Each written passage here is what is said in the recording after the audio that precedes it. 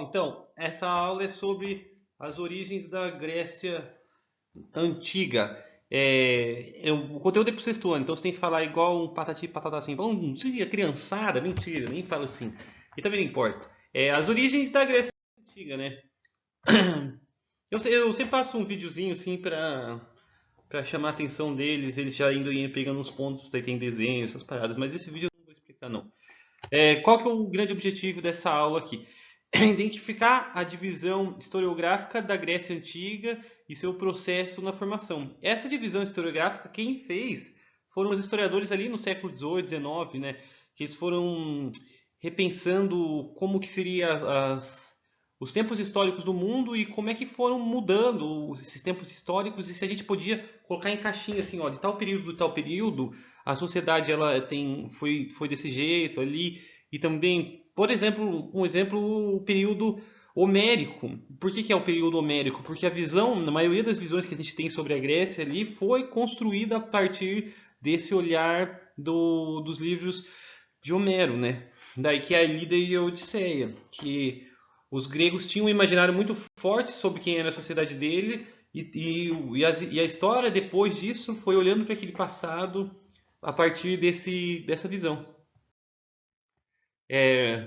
Aqui algumas coisas sobre a origem da Grécia. No século VI a.C., a Grécia Antiga promoveu uma série de reformas políticas que asseguravam a participação dos cidadãos no governo da cidade antiga. A Grécia ela é o berço, sim, nasceu aquele bebezinho chamado democracia. Isso é importante até hoje. Pensa, em qualquer local do mundo, da nossa existência do mundo, a gente podia ter herdado uma forma de política. A gente herdou a democracia. Por isso que ela é tão estudada. Por isso que a Grécia Antiga ela é tão estudada. O pensamento da Grécia Antiga é tão estudado. Ele é tão estudado por todos, né? Mas principalmente nesses diálogos que a gente tem, nessa formação de pensamento, aqui a gente está falando a base da formação do pensamento das pessoas. Então você está explicando sempre o que é democracia, o que é esses conceitos, cidadania, cidade, estado, para elas entenderem e virarem pessoas adúlteras.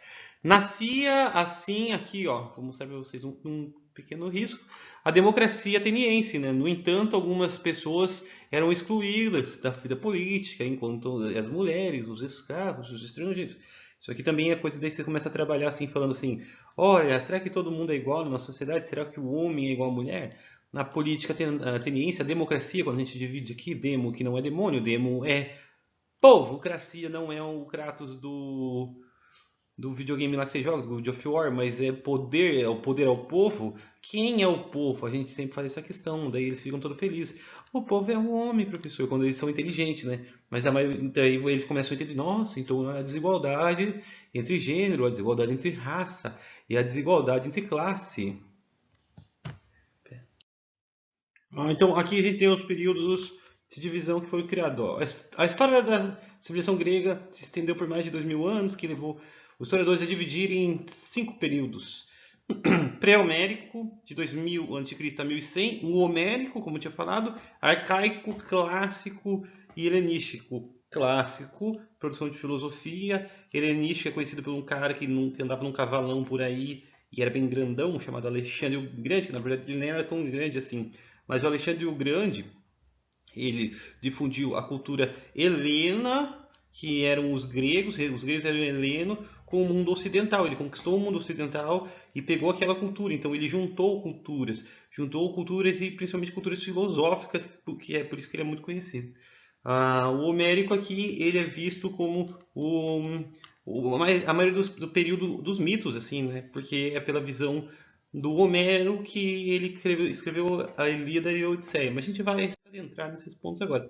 Dessa antiga, localizava na maior parte dos estudantes da Europa e abrangia 3 importantes regiões. A Grécia continental, situada ao sul, a Península Balcânica, a Grécia insular, formada pelas ilhas dos mares Egeu, Jônico e Grécia Asiática. Aqui, ó, Grécia Peninsular, que aqui ficava quem? Os espartanos. Grécia Insular, Creta, né, que aqui é bem famoso.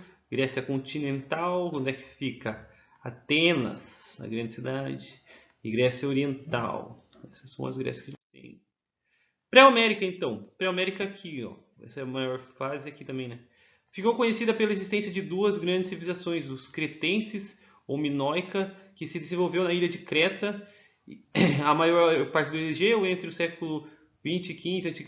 e micênica. Então são essas duas civilizações que começaram a formar a Grécia antiga pré-homérica ainda, entendeu? De 2000 a 1100. Civilização micênica. A civilização minoica desapareceu por volta do século 15 a.C., provavelmente por conta de um terremoto na ilha, ou a chegada de povos invasores como os aqueus. O fim da civilização minoica coincidiu com o aparecimento de uma nova civilização, micênica, abrangendo o período de aproximadamente 1100 a.C. Eles descobriram muito isso aqui pela máscara do Agemon, rei de Micena, sem data, né? E pelos artefatos que eles deixavam.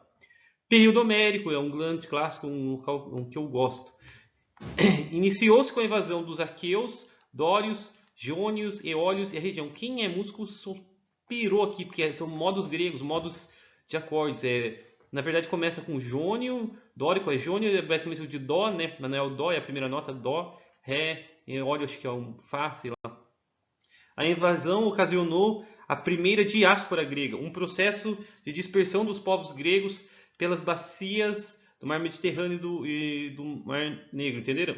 E essa invasão fez com que os gregos fossem morar em outros cantos ali. Vou dar uma resumida para ficar mais curta. Grécia nos primeiros tempos. Os primeiros tempos da Grécia são conhecidos como períodos homéricos aqui, né? As principais fontes escritas sobre esse período são dois livros que ele deixou, a Ilíada e a Odisseia. Tem as que falam assim, né, que o Homero, não é que ele não tinha um olho, e ele não sabia escrever, então ele falava para os escritores, e os escritores escreveram esse livro, mas eu não lembro direito como que era, se era bem isso que acontecia, mas por que isso? Porque até então as fontes eram orais e o Homero é o que vai relatar a história. E essas histórias eram mais decoradas por poesias, por umas poesias gigantescas assim que iam. Que era, esse não é um decoreba, era tipo uns trovadores, assim, se a gente for ver, né?